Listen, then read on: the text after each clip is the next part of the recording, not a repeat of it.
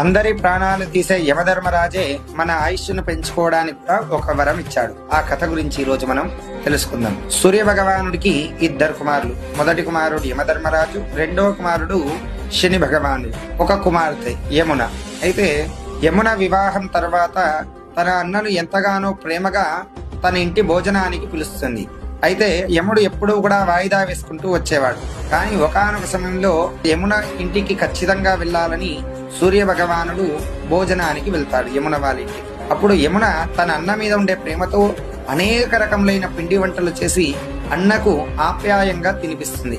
అప్పుడు యముడు ఎంతగానో సంతోషపడి, ఓ యమున, ఏం వరం కావాలో కోరుకో అంటాడు. అప్పుడు ఆ యమున అంటుంది, ఈ రోజు నువ్వు నా ఇంటికి వచ్చి భోజనం చేస్తావు కదా, అలాగే ఈ రోజు ఎవరైతే సోదరి ఇంటికి వెళ్ళి వారు భోజనం చేస్తారో అన్న తమ్ముళ్ళు, వారి యొక్క ఆయుష్ను పెంచు అని చెప్పగా అప్పుడు యముడు ఎంతగానో సంతోషించి ఆ యమునకు వరమిస్తాడు. ఆ రోజే భగిని హస్త భోజనం, కార్తీక మాసంలో వచ్చేటటువంటి శుక్లపక్ష విధియనే యమ ద్వితీయ లేదా భగిని హస్త భోజనము అని కూడా అంటారు. ఈ రోజు సోదరుల ద్వారా తినిపించుకోవడం ద్వారా మనిషి యొక్క ఆయుష్ పెరుగుతుందని స్వయంగా యముడే వరమిచ్చాడు.